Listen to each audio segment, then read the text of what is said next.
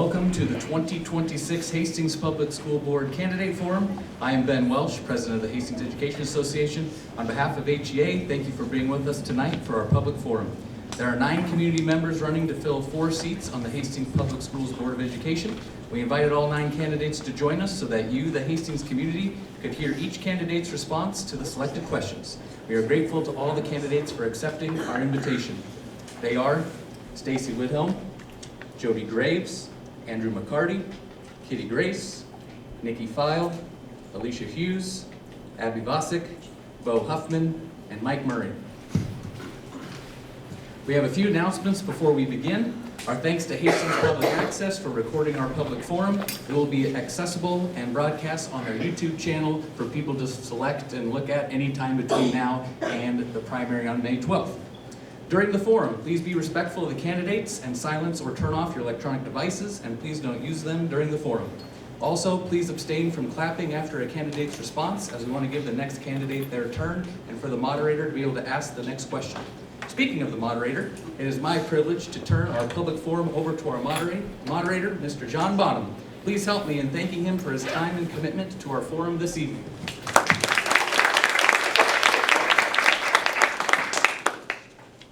Hi, I would also like to thank everybody in attendance. Again, I'm John Bonham. I'm a former vice president for the Hastings Public Schools for 12 years. I'm happy to serve as the moderator for tonight's forum. To my knowledge, this is the only school board candidate forum prior to the primary election. The forum requires all candidates to follow the same format and to answer all the same questions. Each candidate will be allowed 2 minutes opening statement. Each candidate will be asked the same 4 questions, and each candidate will limit his or her response to 2 minutes. Each question will be asked in random order in an attempt to eliminate any advantage or statistic order might provide. Each candidate, again, will have 2 minutes for their statement, bringing this forum to a close.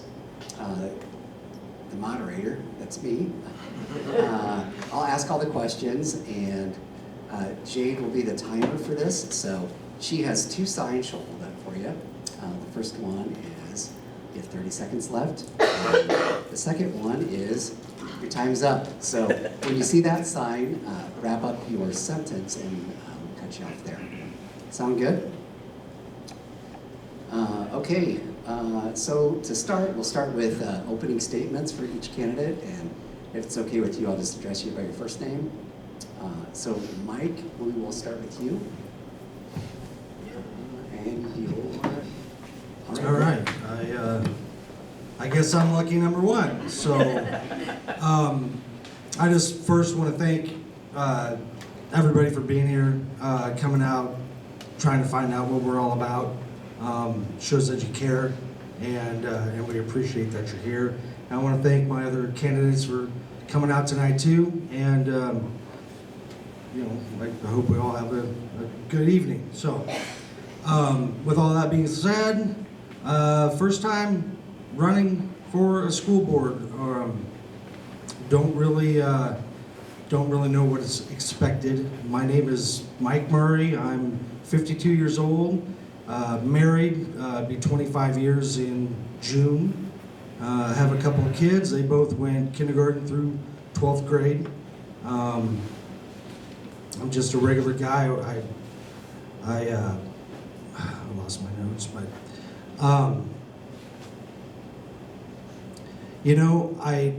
I spend a lot of time volunteering at my church, a lot of time in the youth ministry, and the reason I was talking to a buddy, we were talking about volunteering, and he brought up school board.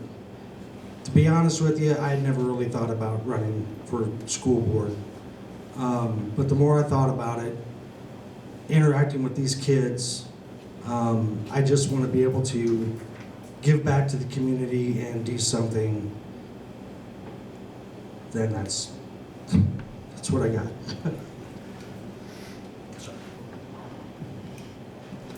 Okay. You, hang on 1 sec. All right, you're good to go. Good to go. Okay, all right. Yes, good evening. Thank you all for being here tonight. My name is Andrew McCarty. and I've had the privilege of serving on the Hastings Public Schools Board of Education for the past 3 years. For those of you who may not already know me, I moved to Hastings in 2010 and taught middle school and high school science for 2 years before pursuing a nursing degree from Creighton University. I completed their accelerated nursing program in August of 2013 and have worked at Mary Lanning in a variety of roles for the past 13 years. During my time at Mary Lanning, I've worked on several committees addressing everything from recruitment and retention to daycare, patient safety, and workplace violence. My current position as the Patient Safety, Experience, and Clinical Programs Coordinator has improved my communication skills as a leader in the organization, serving as a point of contact when concerns and complaints arise, in addition to helping facilitate our stroke and sepsis programs. I've also volunteered my time on the Hastings Public Library Board for the past 5 years, and the Nebraska Children and Families Foundation Board of Directors for the past 3 years. When I ran for school board in 2022, my wife and I had a 2- and 3-year-old at home while I was out on my bike campaigning around the community. Fast forward to today, and our daughter Pierce is finishing up kindergarten at Longfellow, while our son Crew will be following in her footsteps next fall. These 2 kids are why I have a passion for public education in Hastings. It's not just them who benefit from having highly skilled educators in the classroom. It's every kid in our district, regardless of where they come from, what they look like, or what language they speak. Our fundamental purpose as a district is to ensure all students acquire the knowledge, skills, and behaviors essential to be successful individuals and responsible citizens. And that's why I'm here tonight, to continue supporting our mission. Thank you again for this opportunity, and I look forward to answering the questions prepared for us.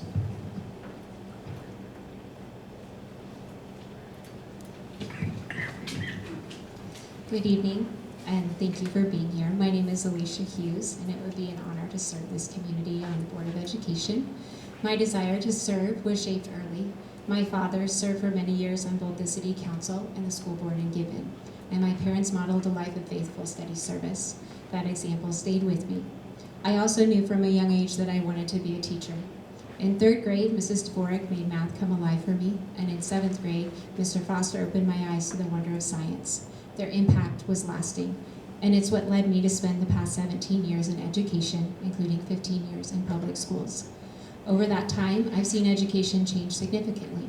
Initiatives come and go, new programs are introduced with good intentions, but not always with lasting results.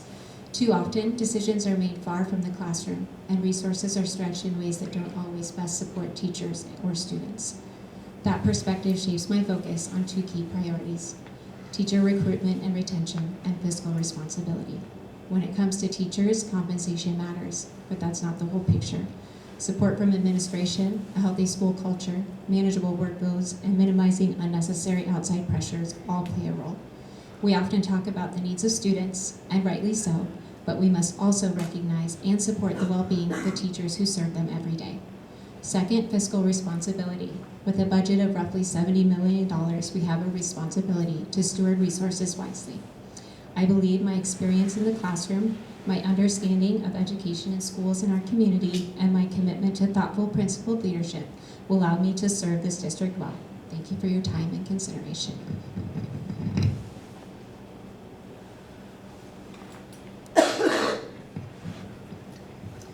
Hi, my name is Nikki File, as you've already heard or read, and I would like to thank Hastings Education Association for hosting this and for all of you for coming out tonight.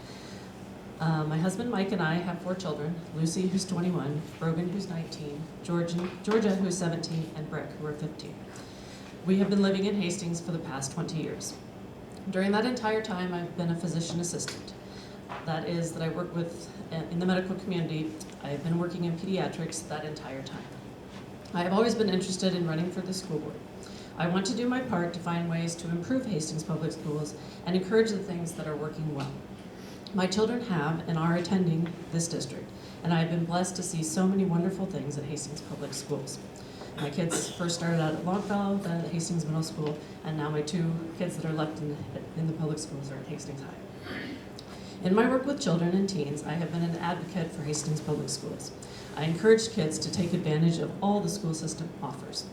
Teachers and administrators have one of the most important jobs in the world, and doing what I can to make their jobs easier and helping to find solutions to difficult financial issues is a challenge that I look forward to. People that know me know that I'm a very hard worker. I will spend time to research better ways to do things, and learned about the things that I don't yet know. I work in medicine, but I also run my business with my partners.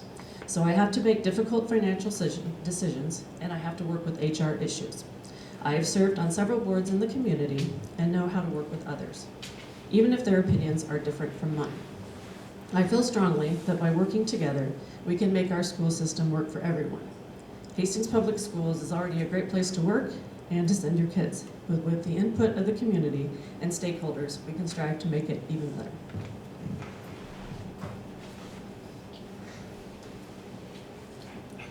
Good evening. Thanks so much for being here tonight. Thanks to the HEA for organizing this forum, and thanks to my fellow candidates for participating. My name is Jody Graves. Many of you know me. I've had the privilege of serving on the Hastings Public Schools Board of Education for the past 6 years. I'm also an executive director, a community volunteer, a wife, and most importantly, a mom. My husband Danny and I have 2 kids. Jackson graduated from Hastings High 3 years ago, and Madeline is currently at HMS. Watching Jackson graduate well prepared and confident for life after high school while still having a child in the district every single day keeps me deeply invested in the work we do on this board. 4 years ago, I sat before a group just like this as a newer board member, and tonight I sit here before you as someone who's lived this work, who has sat through the long meetings, wrestled with difficult decisions, and never lost sight of why all of this matters. Every decision I make as a board member is personal. But more importantly, I have a responsibility to make decisions that are in the best interest of all 3,600 students and 550 staff members at HPS, and that responsibility is one that I take very seriously. If you ask me what issue I'm campaigning on, my answer is the same as it has always been. Education is not about a single issue. It's about our students, our staff, and our community. It's about teacher retention and keeping talented educators in our classrooms. It's about standing up for public education. It's about ensuring every child in this district has the opportunity to thrive. And the most critical thing I can do as a board member is listen to our students, our staff, our families, and our community, and respond with an open mind and a commitment to doing what is best for them. Thanks again to the HEA for organizing tonight, and I look forward to the conversation ahead.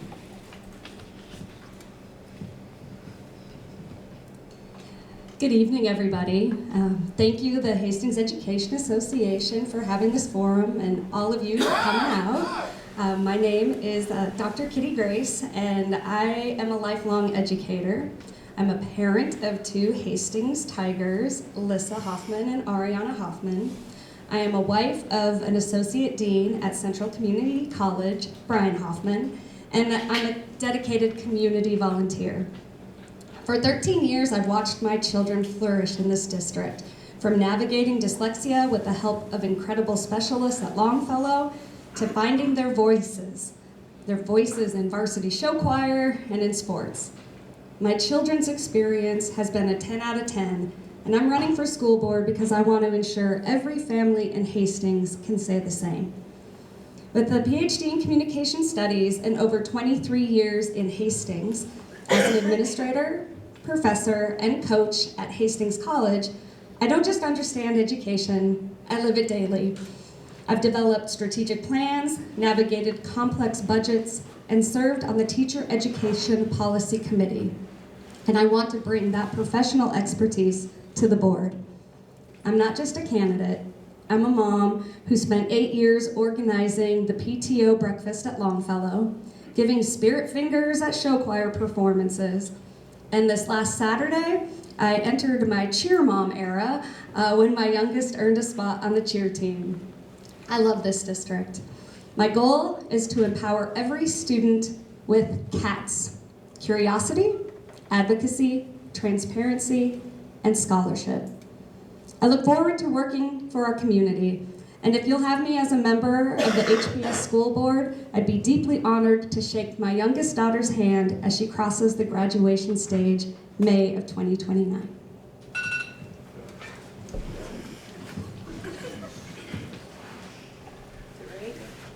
Okay.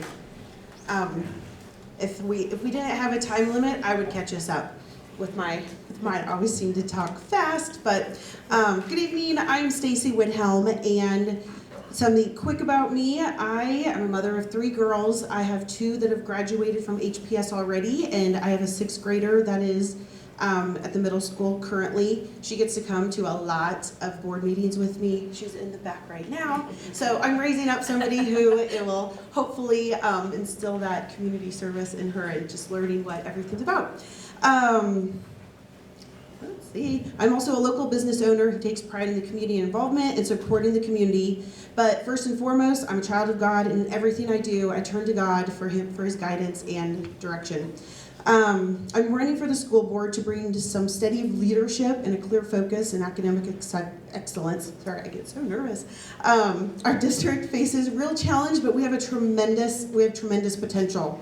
And I've seen that in the past 4 years that I have ran. I've been on the board currently. We really do have a lot of great stuff going on.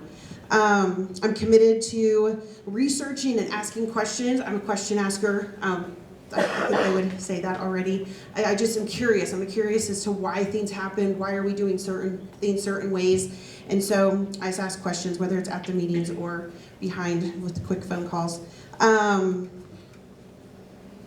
I'm committed to data-driven decision-making. I also think we need to be responsible stewards of our resources and create policies that support both students, teachers, and staff, keeping everybody in mind. I'm here because I believe our community deserves a board that works well together, communicates honestly, and keeps student at the center of every conversation. So thank you for the opportunity to speak tonight. Did I catch you up? Okay, very good. Good evening, and thank you all for being here. My name is Abby Bosick. I've lived in Hastings my whole life. I graduated from Hastings Public Schools. Currently, my biggest connection to the school system is as a parent. My husband Travis and I have 3 children. Our daughter graduated in 2022 from Hastings High and is about to graduate from UNL next weekend. Our son is going to be a senior this fall, and our youngest is 5 and will be going into kindergarten. So for the past 17 years, I've had children in the school system. I've experienced it at many different stages. I've seen the positives, the challenges, and the differences in each child's experience. Overall, my family has had a good experience, but I know that's not every family's story. And through conversations with other parents, I've heard different perspectives, and I think those voices matter. That's a big part of why I decided to run. I care deeply about the kids in the community and the experiences that they have in our schools. I also care about the people who make our schools run every day, from teachers to paraprofessionals, school nurses, janitorial staff, and bus drivers. At this stage, I'm not coming in with all the answers. My goal is to listen, to learn, and to understand what is working well and where we can improve. I believe strong schools come from strong communication, shared responsibility, and willingness to work together. I'm invested in the district, not just today, but for years to come, and I would be honored to serve the community in this role. Thank you. Hello, I am Bo Huffman.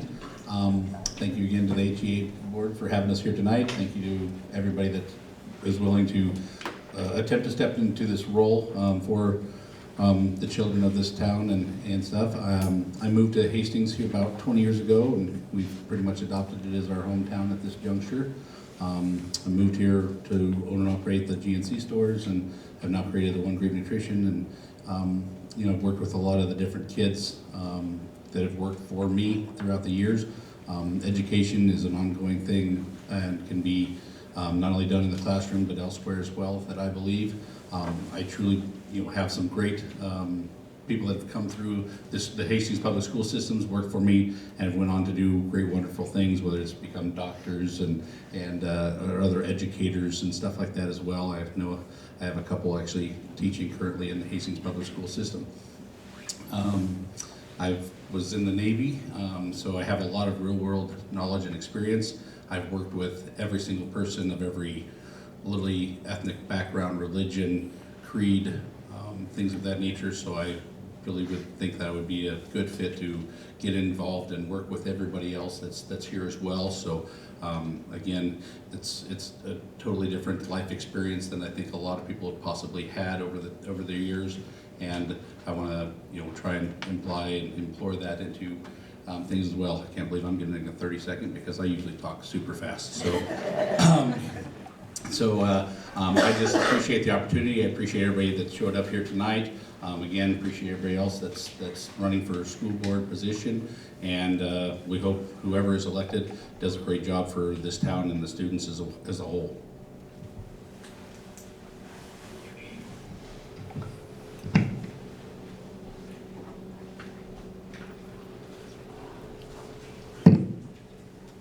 Okay, for our next portion, we will start with question 1, and candidate 2, which would be Andrew, you get to start this one.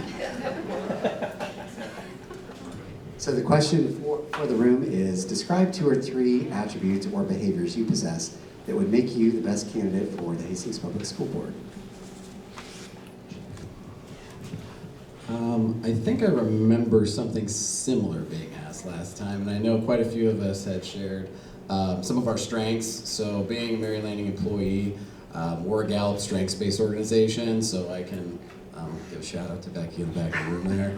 I'm not going to list all top 5 or top 10 of my strengths, but I think a couple things really come to mind for me. I'm a learner. That's really high for me. So I enjoy conversations about a variety of different topics, and especially working in this role on the school board. There's a lot of different things that do come up that require some thoughtful questions and then some thoughtful discussions. So I think learner would be a good attribute. Another thing I mentioned in my opening statement that I think has developed over the last few years.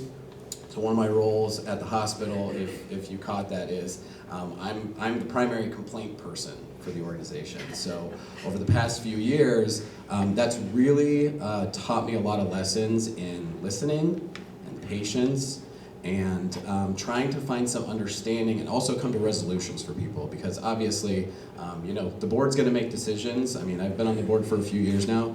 The board's going to make decisions that aren't going to make everybody happy, and those decisions are not made lightly. We generally have really good, thoughtful discussions, and I think that coming from a perspective of learning and understanding to try and come to a resolution, knowing that it's not going to, make everyone happy, I think are some things that I bring to the position and that I know will continue going forward. Yeah, just pass this. A few things about me. I taught for 2 years at Morton and 11 years at Alcott. And so I've taught in the trenches when I'm trying to run a reading group and I have a child exploding in the back of the room, and I have an SOS call from 5th grade that they also have a child exploding in their room and they need help.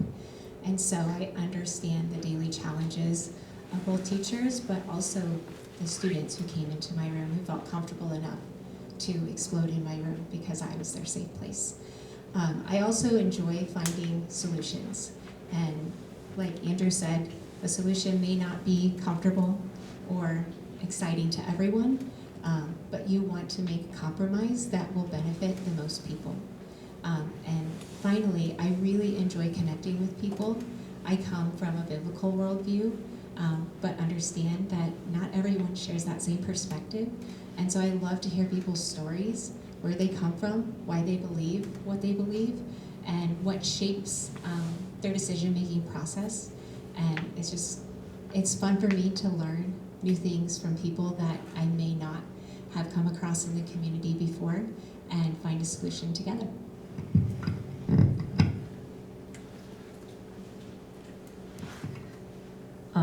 I would say, first of all, that I'm hardworking and a go-getter.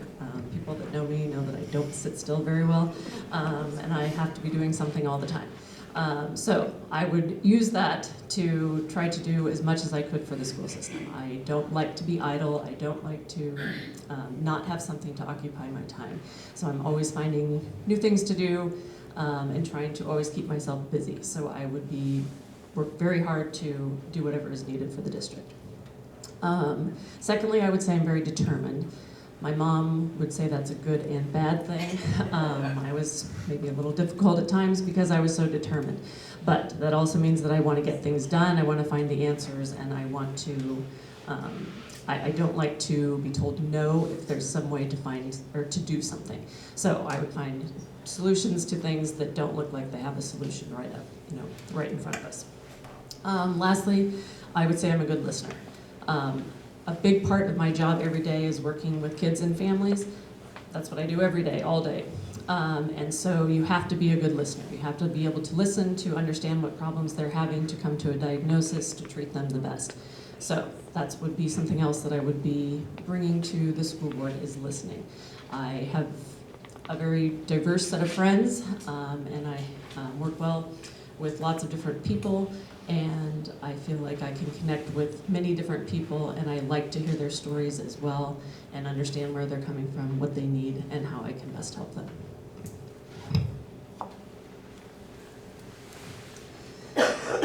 All right, my first one would be problem solver. I have a sign in my office that says everything's figure-outable. I would prefer if things are figured out with data, and I'm very data-driven, and use that data to kind of ground those decisions. But I think that every problem that we face, there is a solution, and together we can kind of figure it out together. My professional perspective, I'm the executive director of United Way, which gives me a unique kind of bird's eye view of the community, both of problems but also resources that are available. The other benefit that comes with that is that I work under a board of directors, and that gives me a unique perspective of how to help a group work together towards a common goal. And then finally, experience.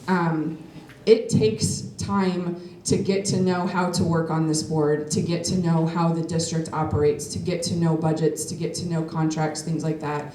And I've been very fortunate to have 6 years under my belt now, and finally feel like I'm getting to the point where that experience is helping to pay off. And especially with the event of the last couple months, I feel like that experience and consistency is going to be a big asset to the district moving forward. Hello all. I would say that my first attribute or behavior that I possess that would be helpful for HPS School Board is to be an advocate for all students. I have had a child who has gone through the school system and who was diagnosed with dyslexia within second grade, and have worked through the 504 plan as well as alternative plans within schools to be able to make sure that students get the resources that they need on an individual level. And it's been really amazing to see what that process looks like and how many people it takes in order to make sure that one student gets the care that they need to be able to succeed in an educational setting. And so I would continue to advocate for those students who need those resources. I also would say that I'm a really good listener. I teach at Hastings College and have a lot of students that come in and have to work through different problems and different settings, and I pay attention to what their needs are and try to help them with problem solving. I am a Libra, and I see both sides fairly easily. I also did mediation training a while ago, and so I can see different sides of the issue and like to bring both to the table to come with a decent conclusion. And finally, I'm really curious. I'm curious about what is all out there, and that allowed me to be a part of the Teacher Education Policy Committee and have built policies at Hastings College and helped work through some strategic plans that I think are really beneficial for HPS.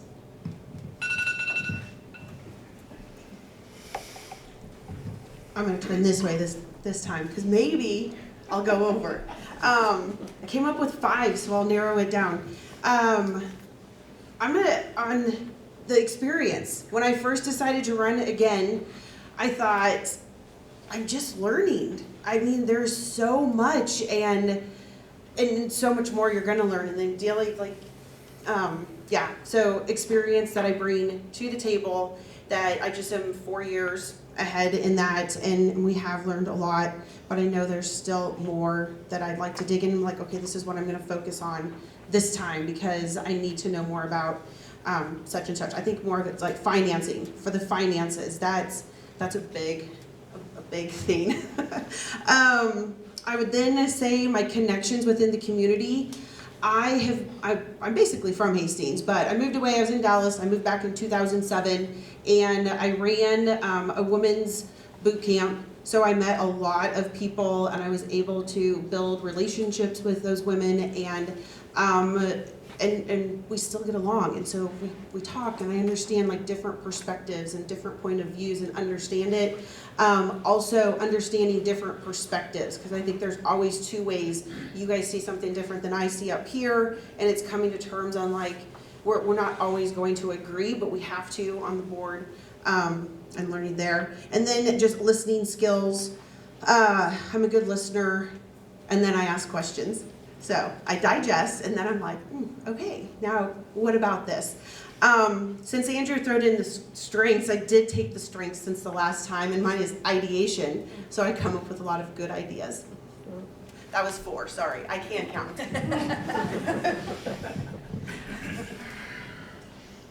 Okay, this is probably my least favorite thing, is to talk about myself, but I think that the attributes that I bring to the table is, first and foremost, I'm a parent. So I care deeply about the schools. I have children in the school system. I have one that's just getting ready to start. So I'm passionate about having good schools in our community.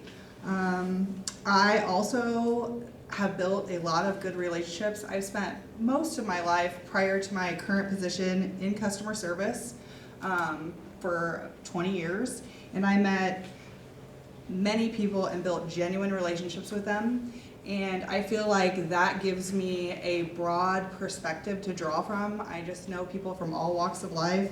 So if I was to be lucky enough to be on the school board, I feel like I could draw from those broad perspectives and take those into considerations and make thoughtful decisions, because every decision you make affects the entire community. So not just my children, but everyone's children. So that's it. You ready? Okay, first I just want to step back to the dyslexia diagnosis. So that's pretty amazing with the teachers doing that kind of recognition. My grandfather had dyslexia, and they literally put a dunce cap and put him in the corner back in the day. So, you know, kudos to the people today that can acknowledge and know that. As far as attributes for me, again, having worked with the public, you do not know who you're going to see, deal with, what mood, what's been going on with that individual during that day and time. So having to work with anyone and everyone throughout every different situation possible has definitely, I would think, given me an opportunity to hopefully see and grow and learn. Again, if I was given the opportunity to be on the school board, I would hope that I could, you know, be able to recognize and not only give kudos and accolades to the people that are doing a good job, but to give, you know, constructive criticism and stuff like that as a whole. Not that I know what's going on every single day inside the classrooms, and I know there's so many different difficulties because there is so many different types of people and individuals within the community and have different needs across the board. I'm obviously not going to be any type of genius and know it all in that facet for sure. So I can, you know, understand my limitations as well, and then hopefully be upfront and knowing enough to ask for help when and where I need it as well. I don't want to come in and say that I'm a person that can do anything and everything all on my own accord, and so it's very important that you're engaging with everybody that would be on the board and within the school system and the administrators and staff to make sure that you're doing the best that you can for them. So those are a couple attributes that I have, behaviors and thought processes that I possess, and again, having dealt with so many different individuals from different walks of life, you know, I could go into all kinds of wonderful stories, but my time's up, and we'll do that for another day.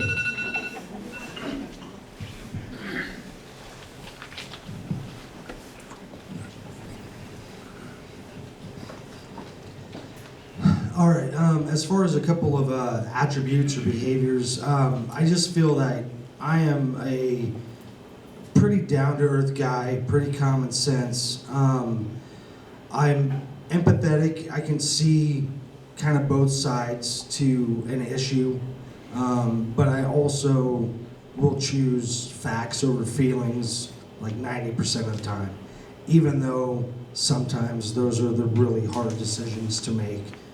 And that's kind of where I'm at with things. I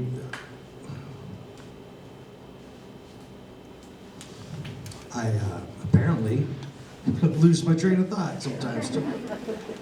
No, I feel like knowing like when to go look for an answer, when to seek help, trying to figure out the different things that are going to come up, and being smart enough to know that, hey, I don't know all the answers, and to be able to go find those answers and just get in and do the hard work and try to just try to come to the best decision and work with everybody, and that's what I got.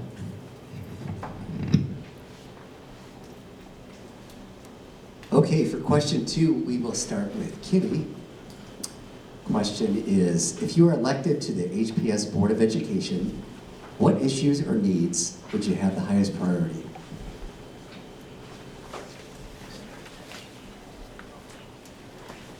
If elected, what's that? Okay, great. If elected to the HPS Board of Education, one of the main issues that I think we really need to address is continue to address our absentee issues within the schools.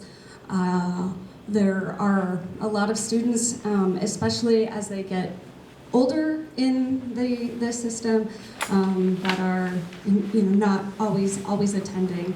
And what I've recognized is that one of the policies that we're suggesting is to increase the number of credit hours for the students to graduate, which can help to decrease that absenteeism. So all of the classes that you have to take in your senior year, you have to actually pass those classes. So it creates an incentive for students to attend. Right now, as seniors, they may have 1 or 2 classes that they would have to pass to be able to meet graduation requirements, and the others are elective credits, so there's not always that impetus to continue to attend. There's a stronger need to be able to work, to make that money that's necessary. So I think dealing with the absenteeism is a definite issue. I also believe that we need to continue to work on our food shortage and issue with some of the students, with some of the food deserts, and consider trying to find grants so that we can have not just free and reduced lunch, but free lunch for all students like we did during COVID, and that would be another priority of mine. Go ahead. Okay. I think that my first one would be to work on different creative ways to retain and recruit teachers. It would be really cool to be the first district that people are like looking at us to like, oh, what did HPS do? So thinking of different ideas on retaining and recruiting. That obviously on the retainment part involves communicating with teachers, and because I don't always think that it's not always, I don't think it's always about the money. There's other reasons why teachers teach, I think, and so it comes at communication, like what makes you happy, how can we make this better for you, and then just the classroom a better place. My second one would be, also involves the teachers and students, is just creating a safe, knowing like that students and teachers know that they're teaching in safe rooms. I think that goes along with mental health and just different ways to deal with like outbreaks in the classroom and stepping outside the box and learning different ideas on those. Those would be my 2.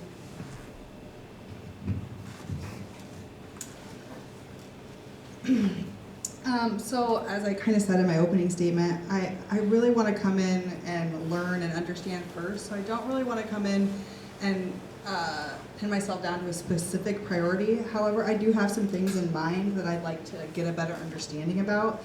And those are things like accountability. What does that look like? What is our current policy on accountability, and how does that go across the board? I also am concerned about behaviors. I think if you talk to any parent, any teacher, behaviors are becoming more and more at a younger age. So I think that's something I'd like to look at and see what we're doing and what we could do better. I also would really like to understand, I think it's in the forefront of everyone's mind, the superintendent and how we chose him and consulting firms. I think a lot of people have questions about that, including myself, and maybe that's standard practice to pay a consulting firm to hire, but I feel like just my gut says, we spent a lot of money to a consulting firm, and maybe that money could be put to better use elsewhere since the superintendent didn't last a year. So those are just off the top of my head some things that I would really like to dive into if I were to get onto the board. My first main issue would probably be to eliminate cell phone usage in schools. I'll never forget dropping my daughter off at kindergarten her first day, and half of those little 5 and 6 year olds had $1,000 phones. And it's been shown through different studies that the more phone usage and screen time that children have, the worse their education development actually is on their brains. And I would love to make that would probably be priority number one for myself, because I believe that the education and some of the stuff that's been going on and that's been incorporated through the new technologies and stuff like that is actually hindering and hurting our children a lot more than it actually is helping them. Again, with those behavioral issues, I think that comes along with a lot of that stuff, because these kids are now watching all these videos, doing all this kind of stuff where they basically are 10-second hits of dopamine and adrenaline and whatever the case may be, and happy feel goods. And I do not believe that that's conducive to growing and helping a brain develop in its natural state. There needs to be a lot more play, interaction, talking. Again, having run a business and sitting there in my store watching 3 girls sit on the bench outside in the concourse, and they're having a conversation with each other, but they're doing it via texting. Or who knows what, I mean, back in the day that's what it was, but now it's all memes and snaps and all this kind of stuff. So that's probably my primary thing that is at the top of my list of issues that I would want to address. And again, I think then that would probably help with a lot of the different behavioral issues as well. So it's basically kind of a 2-tiered pronged approach that I would think if you can address the one, then it should probably definitely have a drastic impact on the other.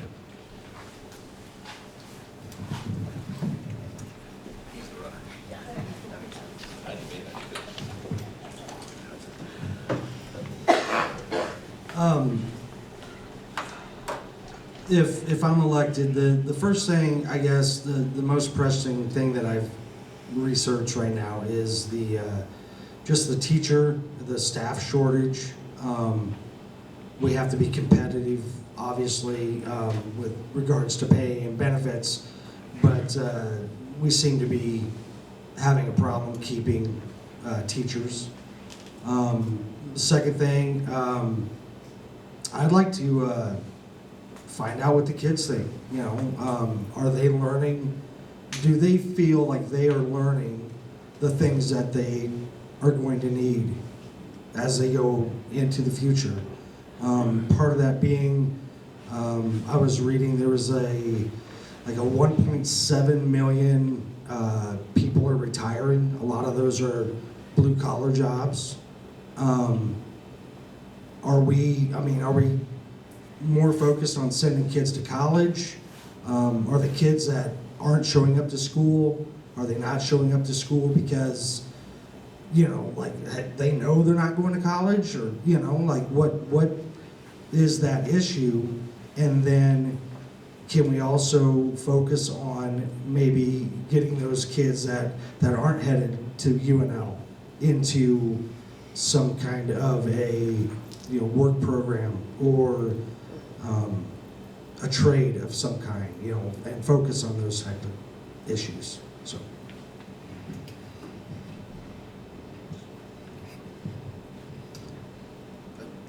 Okay. So a lot of good ideas have been shared so far. I think the top item just on my mind, so interesting if people aren't aware of this, about 23 to 25% of our students require special ed services in this district. That's the total student population of Alcott, Morton, and Hawthorne, roughly. So that many students require special ed services, and we have a really difficult time filling special ed positions, paraeducator positions, EL positions, and speech language pathology positions. So I know that's a high need area for our district. We have a lot of students that require, or that have high needs and require a lot of services, and we don't have enough people to fill them. So that kind of ties into the recruiting and retention piece. We have to stay competitive with our wages. I know that's really difficult given our budget, given our levy, given the fact that our district sits in a donut. If you don't know what that means is we're surrounded by Adams Central, and so our valuation, I was just looking this afternoon, our valuation of our property in the last couple of years in Hastings Public Schools District has gone up about $300 million. Now, I don't think that my property is worth the money that the county assessor thinks it is, and maybe some of you are thinking the same thing, but our budgeting process and how we look at recruiting and retaining teachers is directly related to our tax levy, and unfortunately, we can only control what we can control. There's a lot of issues at the state. We do not get enough state funding, and that impacts decisions at the local level. So I think filling high need areas, focusing on recruiting and retention, and our three sort of pillar goals for the board are involve student, staff, and community. And the first two, students and staff, well-being is such a high priority for this board that I think we need to continue focusing on that as well.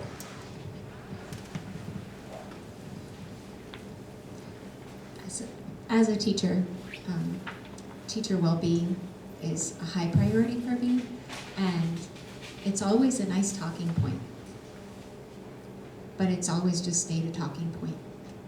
And I really appreciate what you stated about special education funding. My son has autism and some significant cognitive delays, and he will always need me. And it's scary when the unicameral talks about cutting funding for services, because we need those services. And I was a special education teacher for 17 years, and I always tried to provide services how I wanted my son to receive services. And the system failed my child. That's just the reality. And so I made a different choice. But I would love the opportunity to work with the new SPED director, whoever he or she may be. I have some ideas about how we can provide services differently and really give those kids the education they deserve, not just what makes us feel like we've done a good job. Because I've seen kids go through my program that needed something else, and I couldn't give that to them. So that is probably the top priority for me, and I know more than me too.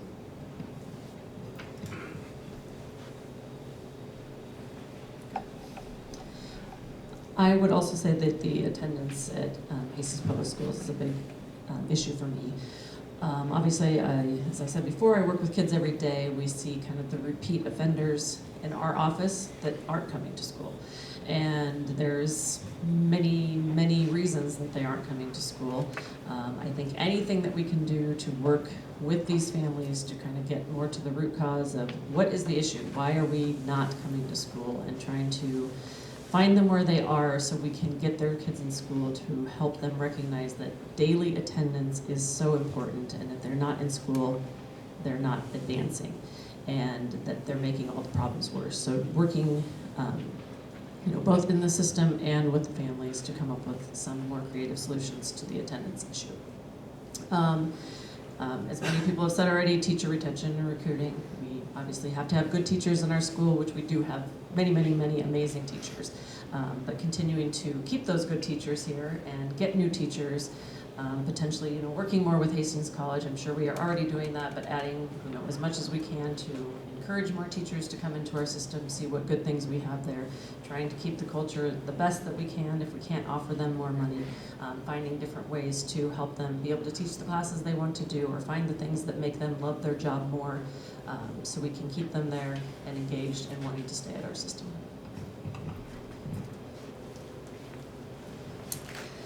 Okay, the three things that I would keep at the top of my mind. First of all, staff retention and recruitment. This goes beyond, in my opinion, just teachers. We have an unbelievable staff in HPS right now. We have to keep them. That's not just teachers, that's also paras, and that's bus drivers, and that's our janitors. How do we keep them? We've had a big focus on being creative about how we look at compensation and things like that. We, quite frankly, have to think outside the box. Just going off of just what we can pay doesn't work anymore. We are now paying student teachers. We're starting first year teachers on step 3 of the grid. Things like that, because we have to. If we're going to compete with surrounding districts, we have to look outside the box and think creatively about how not only we keep the amazing staff that we have, but recruit new teachers and staff. Funding will continue forever to be something on the forefront of my brain for HPS. Between federal and state funding that we rely on so heavily, when those things are constantly under attack and in limbo from year to year to year with things constantly changing, it's hard to continue to keep a district going on a straight line when we are constantly battling funding. And then finally, culture, not only for our staff, but our students as well, as many up here mentioned, mental health and things like that play such a vital role in within our classrooms, and keeping that culture at the forefront, I think, is really important.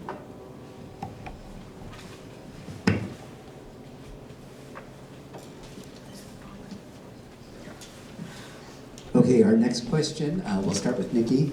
So we'll start on that.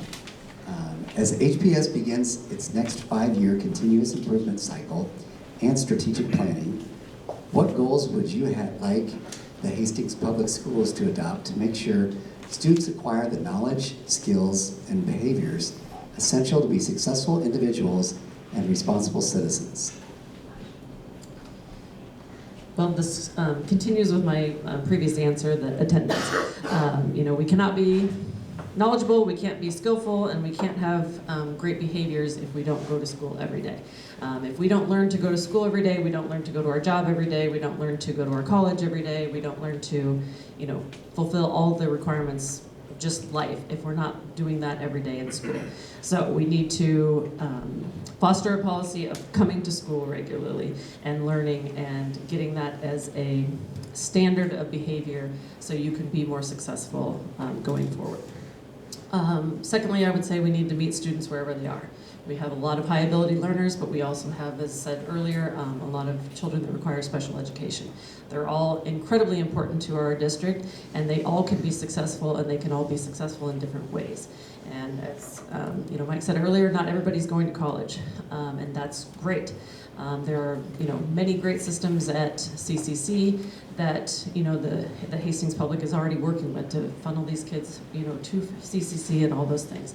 So meeting the kids where they are, helping them the best that we can, but also helping kids that more on the special education side, getting the testing done and not making it so difficult for parents. This is one of the things that is very frustrating to families that come to me, that their kids are struggling in school and they are not getting the testing done that they need to have done or the services that they need. So these need to be done in a more timely manner, not when we say, well, we're going to watch this until the end of the year and then a whole year passes before this testing gets done. It needs to be done as quickly as possible, and services need to be offered as quickly as possible to help these kids before they fall further behind. Several years ago, the board went through a process to identify our goals, the Board of Education goals, focusing on students, staff, and community. And then the district just went through our 5-year accreditation process.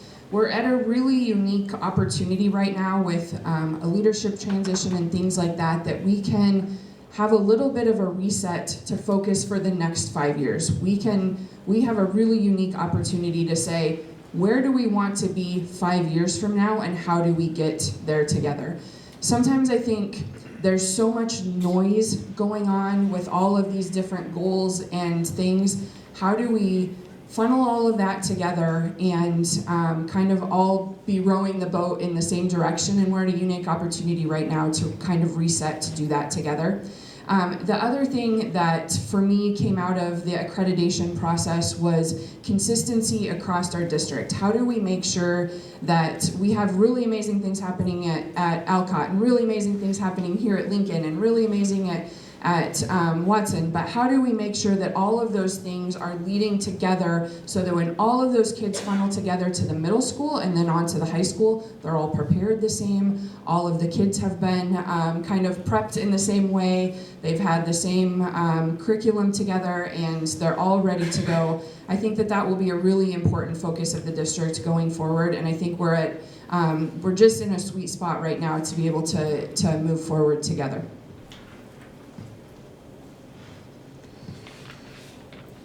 What I believe would be important as we consider our next strategic plan would be first to help our educators. I believe that as we've been talking about the higher needs of our students increasing, and we're seeing this in higher ed as well, that students are having more and more deficits as they're coming into the collegiate level as well, that we need to work through. So I think one of the things would be to make sure that all of our educators get the trauma-informed education to be able to make sure that everyone is on that same page and understand, no matter if you're a special educator, if you're a para, that it's within all of our responsibility to help all of the students. And so having that type of education can help to set teachers up to feel more confident in how to work within the classroom, can help staff to be able to understand how to help students that come to them, and that can put everybody on that same level and help to provide the care that all of our children need. I also believe that we need to focus on getting those specialized instructors within the classes. At Hastings, we have talked and put in a plan to help get skilled and technical students, to help also get ag professionals within the classroom. And so we need to work to get those programs going further so that we can bring those educators into our midst as well and keep them here.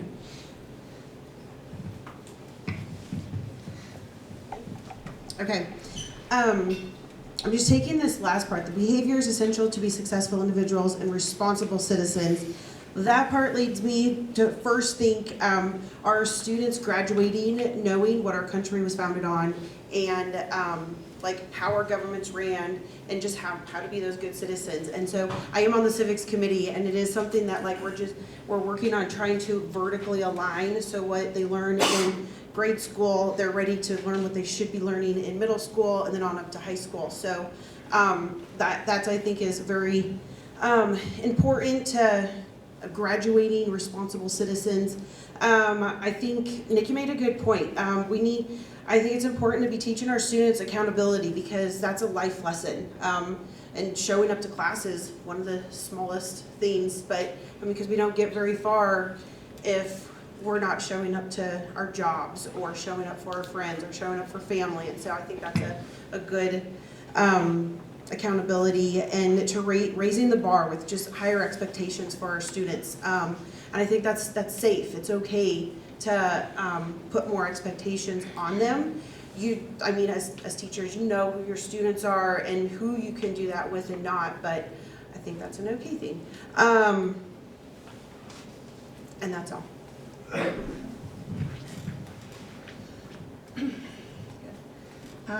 I would say some goals that I would like to see is something that's already been touched on, like consistency across the board.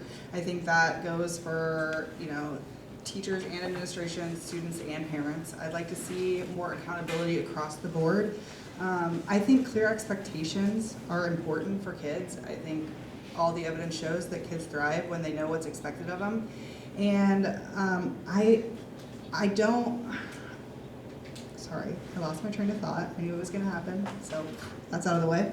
I think because I've experienced the school over such a long period of time, with my daughter already graduating, one in and one about to go in, I've seen some policy changes that I think have lowered expectations and taken accountability away from students.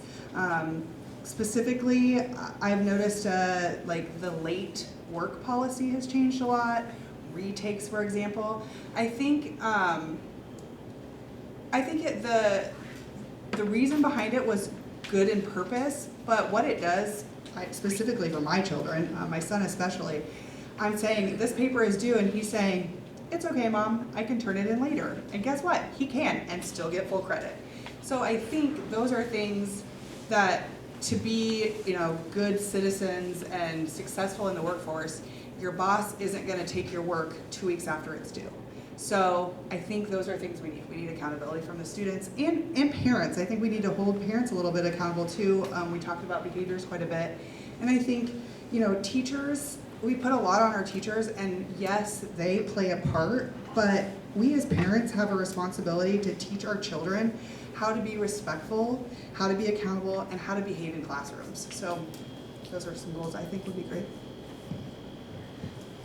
Well, thank you, Abby. You basically summed up my whole statement. Very good. Ditto. Yeah, ditto. There you go. No, obviously accountability is a big part of it. I was going to say again, accountability does start at home a lot of times with what you teach your own children. Unfortunately, there's a lot of single-parent homes or other situations where kids are no longer even with their parents and have went through all kinds of different trials and tragedies and things of that nature. So that obviously puts a whole different foot and stamp on the mark of that child, because their uncertainty starts at home. And so you want to have some certainty within the classroom situation, within the teachers and the staff, and who you can talk to and confide in, and how far that goes. Again, the unfortunate thing is, I think too many people are expecting teachers to be the parents as well. And I think that's a huge burden that is put and levied on the staff. And again, I would love to be able to know how to make that better. Unfortunately, this is my first rodeo going into this forum. And, so I'm going to be playing the learning game if I am elected to this position. The knowledge, skills, behaviors, again, going back to my earlier statement, as far as the phones and eliminating that stuff, because again, I think there's a lot of behavioral issues that arise from that stuff. There's too much information, there's too much doxing, there's too much bullying, cyberbullying, all of the different issues that go along with a lot of that kind of stuff as well. It used to be, if you went to school and somebody did something bad to you, or you did something silly, it wasn't there for all eternity, and continually having to relive that stuff as a whole. The knowledge, skills, behaviors, for accessible individuals, obviously showing up, doing the work, doing what's expected, having the set standards as a whole. If you don't have that stuff, you're set up for failure. And again, one of my statements is I think everybody needs a lot more God and Jesus and love in their life, and it's unfortunate that the teachers are having to fill that role sometimes.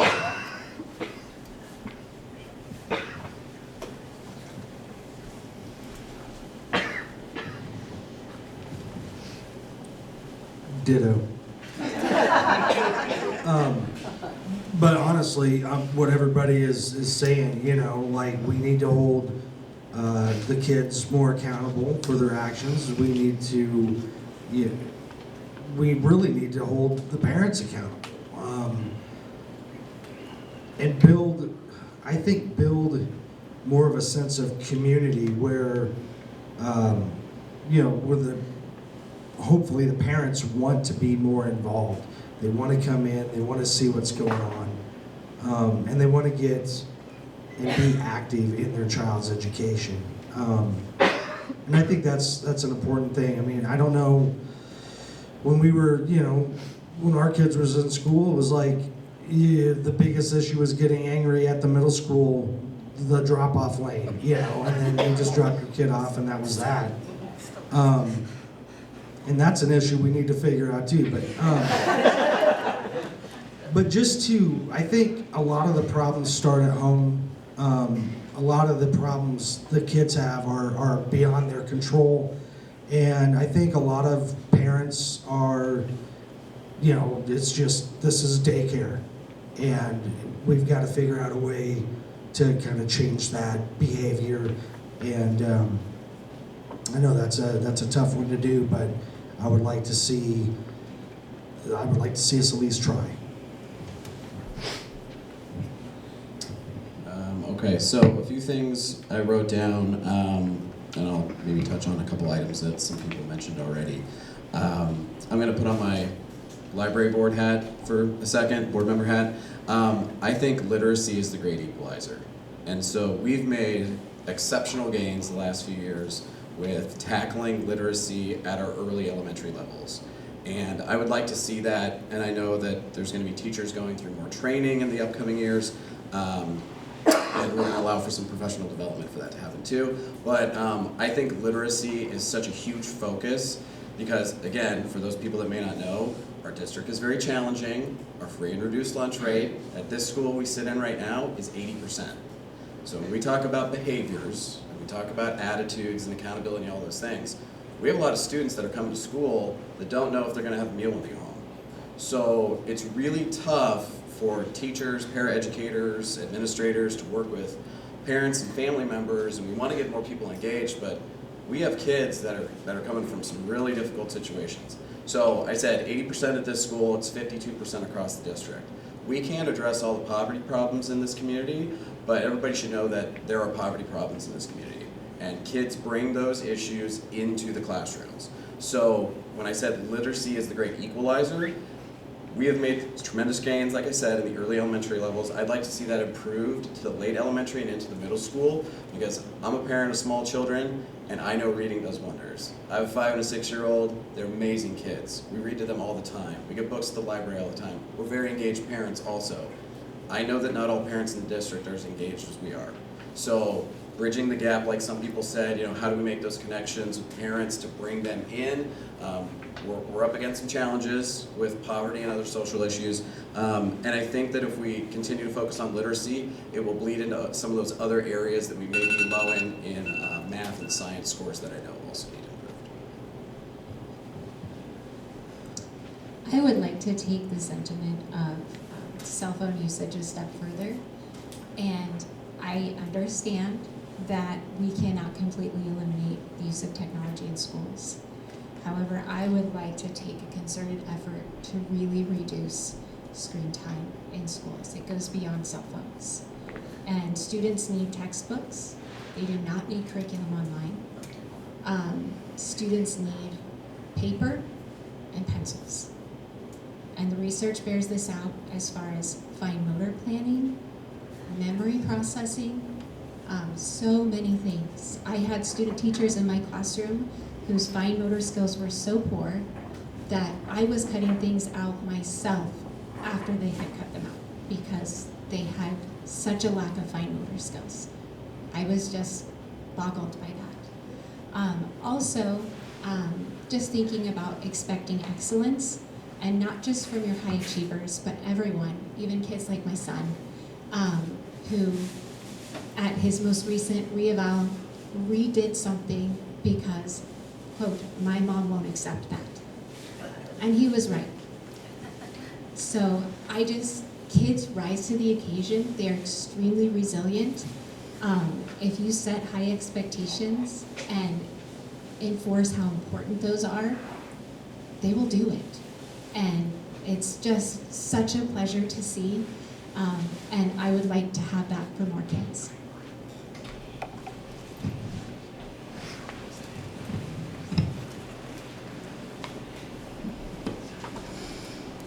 Okay, for our final question, we'll actually start with Alicia this time. The question question is, teacher and support staff are hard to find in today's market. What actions would you support to recruit teachers and support staff to retain the teachers and support staff members who are already at HPS? As has been said many times, it goes well beyond compensation. We need to have the trust of our administrators to do our job. We need to have, if we call for help, we need someone to come. We need to have, so many things. A healthy work environment, good staff morale. You have consultants that come in that overstay their welcome. And not only oversee their welcome, but oversee their necessity. And you have people who come to give behavior advice that is 10 years old because they haven't been in a classroom for a decade. It's very frustrating. And just, I can't tell you how much that support is, especially when you have kids with special needs coming in and out of classrooms and you're trying to differentiate and do things at several different levels. It is so hard. It is so rewarding. I don't want to miss that. It is very rewarding to have all of those students in the room. But these things go beyond compensation. And yes, it's great, and a raise is nice, but it's just more than that. And I have so many dear friends that we get together and this is what we chat about. What's going on in your classroom? What would make your life better? If you could dream and have what you need, what would it be? And our teachers in HPS know what they need, they know what they want, and they need to be listened to.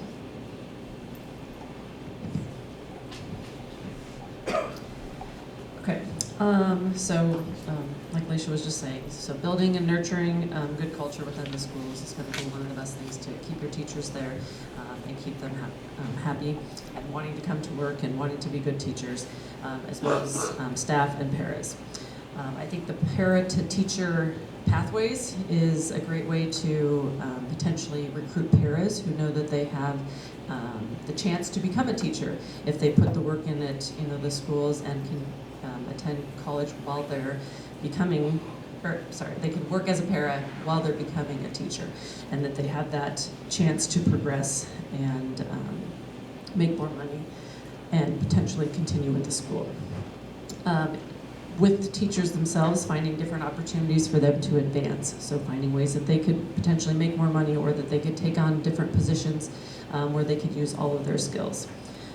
I would also say that we have great colleges in our community. I'm a Hastings College alum, so continuing to work as much as we can with a college that's right here in our town, as well as with CCC, recruiting people that are already in those places to come see what our schools are about, to have them be or do their student teaching there, work with the teachers that we have to learn different techniques, to get those kids or get those students excited to stay within our school district.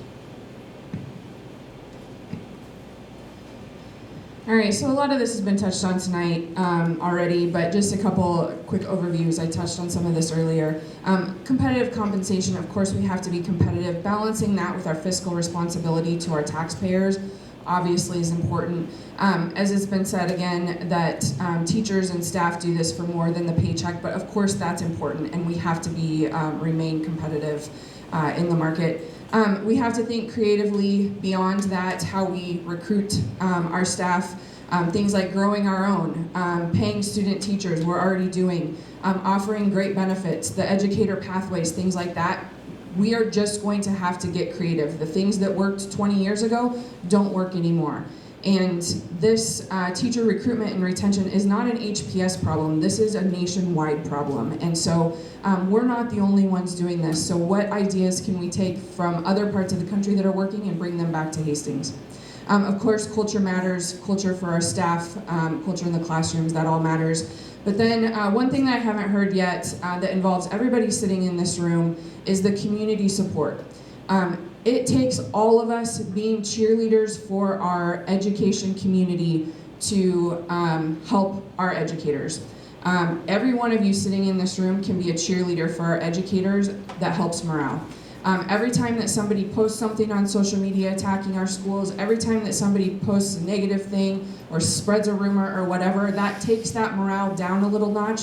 And every one of us, the school board, our community, can be cheerleaders for education, and that goes farther than anything else that we can talk about. I agree with a lot of what has already been said, especially with building those pathway programs, as well as working to recruit within, additionally to give the years of service for any educator that has come in from a different district, to be able to give them the years of service so that they can start out at a higher pay grade right away. Those are all great recommendations to be able to help continue to build our wonderful teaching and paraeducator base. I also would recommend building on our mentorship possibilities within and outside of the schools. So having our, teacher circles and the mentoring groups that are within the community, within the schools, and then adding that layer of, here's a community connector. Here is someone that you can be your cheerleader for you, and they happen to be the owner of Steeple Brewing, or the person who's going to be changing your tire, to be able to embed that educational perspective within our entire community, so then everyone feels that they are a part. And so I think that kind of mentorship can go a long way to helping people feel connected and knowing that they are able to grow. And then finally, I would also recommend that all of the education that our employees receive, that they have the most current information and feel very connected to what they are learning, including that trauma-informed in education for all.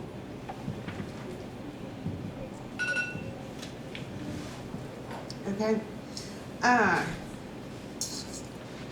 think that we shouldn't guess, and we should go back to our staff and our support team and our teachers and get a better, maybe fine-tune how they can communicate to who they need to tell them what would keep them here and what is important to them. From what I hear, just through different emails and stuff and in the community, is that maybe one thing we can fine tune is them feeling like they can express concerns without it being detrimental to their positions within the schools. Because while we know we value them, there's still that element of being scared. So an open line of communication, and if they feel that they can do that, then they'll come with great ideas. They teach kids all day. You guys teach kids all day, and you come up with great ideas, and we just want to hear what ideas you have that would keep you somewhere. Maybe other teachers, get our young teachers coming in. So communication, open lines of communication, and that's it. Which I always think I'm going to say more, but I'm not actually. Okay, just kind of want to reiterate what everyone else has already said. I think Alicia said it best. She knows better than I know. I'm not a teacher. I don't pretend to know, but I do have teacher friends, and I do hear a common theme, which is they are overwhelmed. They have too much on their plate. We are putting too many things. We're adding expectation after expectation, and we're not giving them the support staff that they need. Teachers need to be able to focus on teaching. That's what they signed up to do. That's what they want to do. And instead they're doing other things. They're dealing with things that they shouldn't have to deal with. So I don't know what that looks like or how we can get it in the budget. I do not pretend to know the answer, but I know that obviously we are short-staffed. They have been short-staffed. They feel overwhelmed, and I think teachers and staff need to feel supported. Along the lines of what you're saying, they need to feel like they can bring concerns without there being retribution for that or consequences. I think in any job, teacher or otherwise, if you feel supported and heard by your boss, you are more likely to stick around. You know, if you feel like your concerns are being addressed and that your opinion is valued and that you are valued in your position, you will stay in a job. You know, I've stayed in jobs for many, many years, and that is the key. You have to love what you do and the people that you work with and work for. So those are some things I think we could do.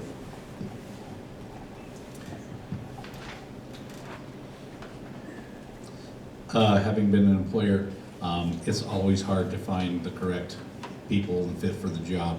It's very, very difficult, and to not only find them and retain them is always difficult. There's your pay structure, your benefits, all your bonuses, but again, reiterating most everybody here on the panel today, it really goes back to support and, you know, your hierarchy structure and being able to ask for help when you need it, and being able to grieve complaints and concerns with, again, now without being condemned and having that be a black mark on your record as an educator as well. I think it's very, very important that the teachers are getting the information to the individuals that have the ability to make and help them to make their lives better and easier, to help with the education of the children that they are dealing with on a day-to-day basis. If there's consistent problems and behavioral issues, I mean, obviously you cannot derail an entire class because of one individual or something like that, but we have to figure out how we can help that one individual as well as the rest of the students and the staff as a whole. It's a tough thing, and I'd love to say I have all the answers for that stuff, but again, it's very difficult to understand what each person is going through because it's different because of what the students and stuff in each individual's class looks like, who they are, where they come from, what their background is, how much help and support they are getting at home, how much help and support they're getting from outside of their home in the community as well. Again, it's, you know, there's a lot of outreach and different programs in the community that helps with a lot of different people, and I think that's a support to everybody. And again, the staff needs to be supported from the administration and the school board and everybody else as a whole. And so hopefully we can come up with some good ideas how to help people out in those areas.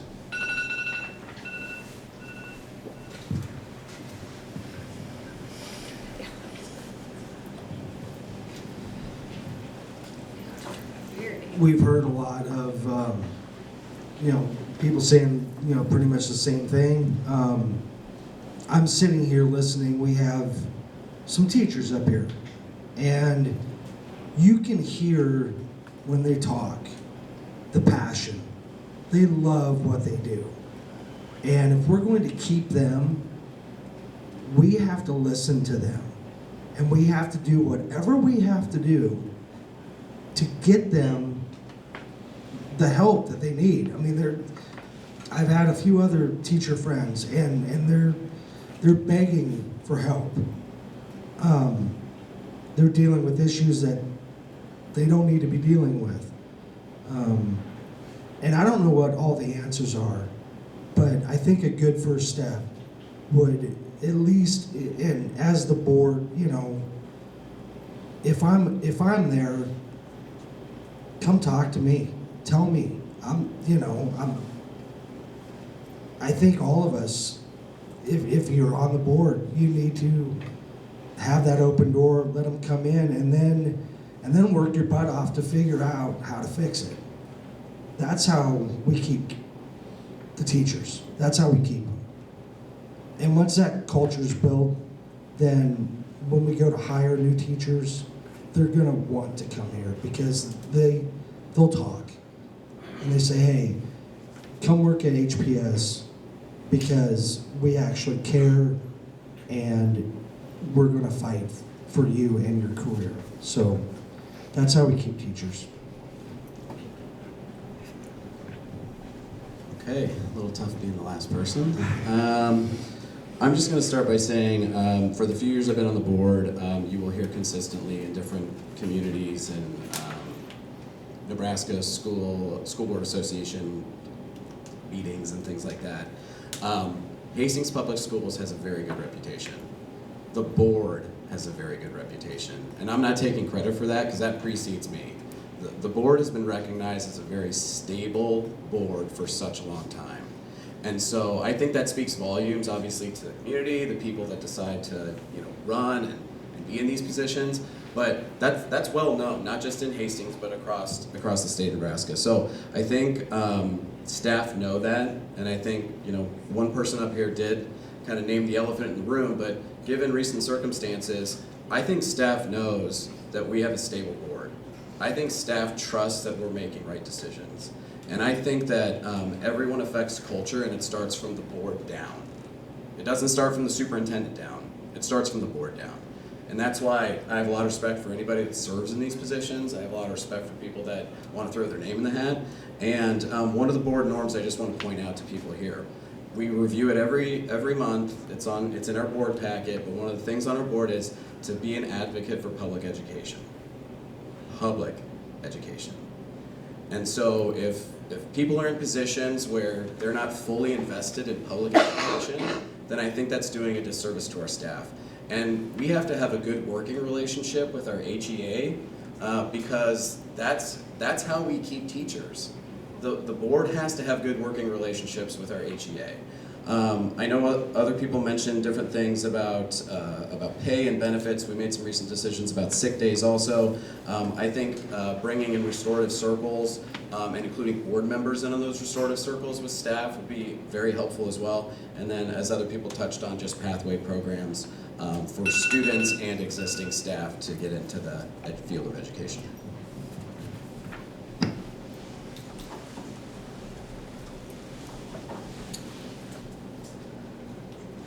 Okay, now we will start with Stacy. This is the opportunity for each candidate to give a 2-minute closing statement. I was not prepared for this yet. Okay. I was gonna just get rid of this, what I had prepared, but I should probably stick to it. So, thank you again for taking the time to be here tonight and for investing in the future of our schools. I'm running because I believe our district is strongest when we return our focus to the basics, the academic excellence, fiscal responsibility, and full transparency with the families that we serve. I have heard from parents, teachers, community members who want the same thing, schools that prioritize core academics, uphold consistent standards, and create an environment where every student can succeed without unnecessary distractions. I do share those priorities. I believe parents should be respected as partners, not sidelined. I believe our classrooms should reflect the values of this community, and I believe every dollar we spend should be accountable to the taxpayers who fund our schools. My goal is just to support the teachers with what they need, to empower the parents with a clear voice, and to ensure students graduate prepared for real opportunities. If you want a school board member who listens, who stands for transparency, and who will work every day to keep our schools focused on education, I'd be honored for your support. Thank you. I also want to thank everybody for coming out and taking the time to be here and be a part of the conversation. At the end of the day, this comes back to something simple for me. I'm a parent. I have children at Hastings Public Schools for 17 years, and I will continue for years to come. This means the decisions being made matter not just to me, but to my family and to so many others in the community. I care about the direction of our schools, and I want to be part of making sure they continue to meet the needs of all our students. I also understand this role is not always easy. There are many perspectives to consider, and no decision will make everyone happy. But I believe it's important to listen, to be thoughtful, and to make decisions with students at the center. I don't claim to have all the answers, but I'm willing to do the work, ask questions, and hear from people who are directly involved every day. I want families to feel heard, I want students to feel supported, and I want the people working in our schools to know that they are valued. I'm committed to being present, approachable, and engaged, and I would appreciate your support, and I look forward to continuing these conversations. Thank you. Thank you again to everybody in attendance. Thank you to all of the people that are running for school board, and thank you to the HEA for hosting this. I was very fortunate when I grew up. I actually started in a one-room schoolhouse, K through 8. I was the big class, me and the twins. And so public education is very, very different from one place to the next. From there, I went to a 2-room schoolhouse before I ended up in Chadron. going through different grade levels there with many different classes and classrooms and teachers, and it's been amazing the different people and teachers that have touched my lives over the years, and all those different experiences. Again, you know, there was a statement just made recently here, the last question, that if you're not vested and don't have people in the public school system, that, you know, you're probably not in the right position. I would say being outside of that gives a person a much better and broader perspective to see and understand that it's not always just one road that can be taken and traveled to get a person where they need to be in this life, in this world. Again, I believe education is a primary fundamental right that we have all agreed upon, and I agree that it's very important to do the very basics, that we need to make sure that our reading scores where they need to be, their mathematics scores where they're supposed to be, where our English is where it's supposed to be, so that we can go out into this world and this country and as a whole, and be a good steward and be a good person in the society as a whole. We want everybody to work together and be on the same page within the school system. I think that's very, very important. Again, having the hierarchy and the structured system that needs to be in place, and it would start with the school board. I do believe that's probably a big part of that. But again, having some different perspectives and different ideals is not necessarily the worst thing. Having a little bit of diversity and a little bit of differentiating thought is probably not all bad either. Again, just because you have a different point of view doesn't mean you can't still get along and work together with everyone involved.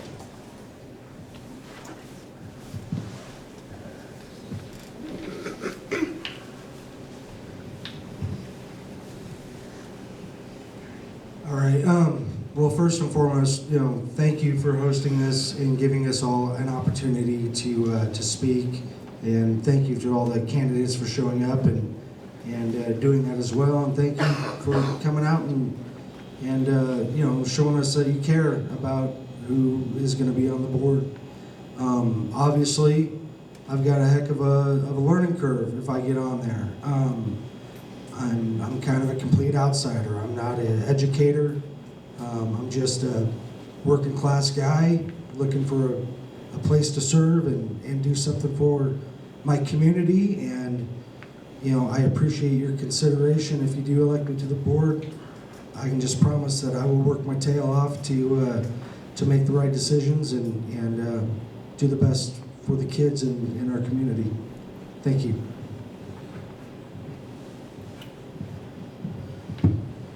What's good for the hive is good for the bee. This stoic phrase provides a perfect metaphor for how we should approach the challenges and opportunities facing our district. Because if something isn't good for the district, it's probably not good for the students and families we serve. And the decisions we make as a board either support our mission to ensure all students acquire the knowledge, skills, and behaviors essential to be successful individuals and responsible citizens, or they don't. What impacts my own children will likely impact their friends and classmates as well. What's good for the hive is good for the bees. However, funding remains one of the biggest challenges to maintain our hive here at Hastings Public Schools. Funding affects teacher-to-student ratios, curriculum updates, maintenance of buildings, school grounds, and vehicles. It impacts teacher and staff recruitment and retention, and as one of the largest employers in Hastings, our district is critical to the local economy. We want to remain competitive with our wages and benefits to recruit new staff while providing incentives to retain current employees. A strong public school system is attractive to new businesses and people wanting to raise a family here. What's good for our school district is good for our community. And while we are unable to control every facet of public school funding, it's important we have a board focused on assuring the essential and expanding the possible for every student with the resources we do have. As a proud advocate for public education, I would be grateful to serve another term on the Hastings Public Schools Board of Education and appreciate your support in making that possible. Thank you. Thank you again for the opportunity to be here tonight. After 17 years in education, I've learned a few things. One of them being that if something sounds too complicated, it probably is. And sometimes the best solutions are the ones that bring us back to what we know works. Strong teachers, supported well, making wise use of the resources we've been given. I bring experience from both public and private classrooms, a willingness to ask thoughtful questions, and a commitment to serve with both clarity and common sense. I won't be a rubber stamp, but I will be a careful listener, a steady voice, and an advocate for what truly serves students and supports those who teach them. And I promise, while I may not have all the answers, I do know how to listen, how to learn, and when to say, we can do better. My name is Alicia Hughes, and I would truly appreciate your support. Thank you. I would like to again thank Hastings Education Association and all of you for coming tonight. Thank you to all the other candidates sitting beside me for running as well. I feel blessed to be considered for this position, and I will do my very best to represent, advocate for, and listen to all the students and families in this district. I believe that being a school member is the next best step in my life. My work experience and what I do every day fit very well within the mission of HPS. I know the needs of children and families, and I see the struggles that they are facing. Just as in my career, I want to do everything that I can to make their lives better and make a great education attainable to them. I feel very passionately that education is the path to success. I want all students to thrive in whatever path life takes them. I have seen through my own eyes all the many things that Hastings Public Schools does for their students, and I am very proud to be part of this district. Hastings Public Schools has so many amazing teachers, administrators, and staff, and I look forward to building positive relationships with them. I will strive to listen to all staff and be open-minded and respectful of their opinions. I will look to understand the needs of the community and incorporate those needs into the decisions that we make. In the words of many teachers, I will have my listening ears on. Hastings Public Schools are really good, but I believe that by being creative and working together, we can build a public school system that is really exceptional. I intend, as your school board member, to be instrumental in bringing that about. Thank you for your consideration. Recently, I had the opportunity to visit some of our schools, sit in on a PLC, and attend the high school musical. And I have to tell you, it was exactly the reminder I needed of just how many amazing things are happening in Hastings Public Schools every single day. I watched teachers collaborating and pushing each other to be better. I watched students performing on that stage with confidence and joy. I watched through classrooms where real learning is happening. It's easy to get caught up in the challenges, and we definitely have some, but we cannot lose sight of the incredible work being done in our district every single day. That's why I'm asking you for another term. And if you give me that privilege, I make you these promises. I promise to know and respect the boundaries of serving on a board of education, knowing where and when I can be involved and when it is not my place. I promise to advocate fiercely for Hastings Public Schools, our staff, and our students.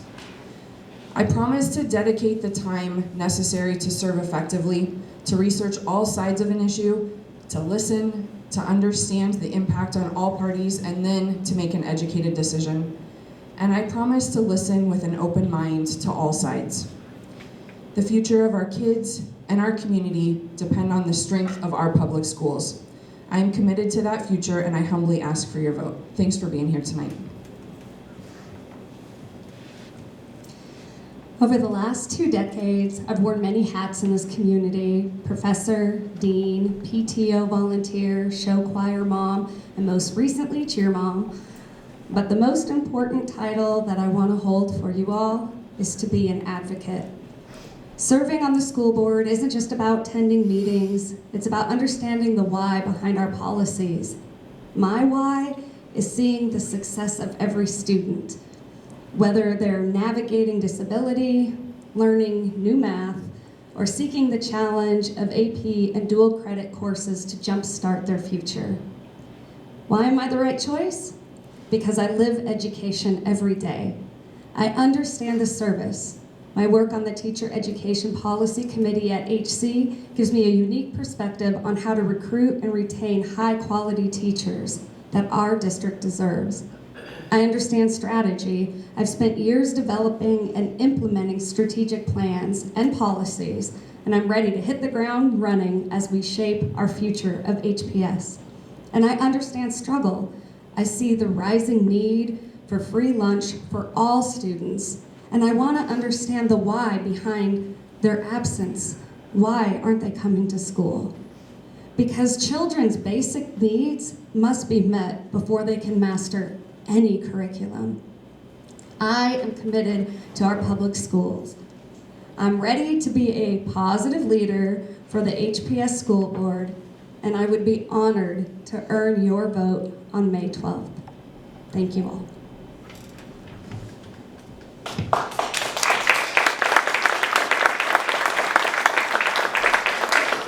Okay, this concludes our 2026 Hastings Public School Board Candidate Forum. There's been lots of thank yous tonight, but I will echo thank you everybody for coming to be informed voters. Please remember to vote on May 12th. Thank you to the Lincoln Lions for inviting us into their den for their, thank you to HEA for hosting, and Jade on the stop clock over here did great. To the candidates, wow, thank you. This is impressive to have this many people show up, be proud of wanting to serve the community. It's the toughest board you'll ever love, and big responsibility. I will leave you with this. A wise school board member once told me, what can you do with an HPS education? Anything you want.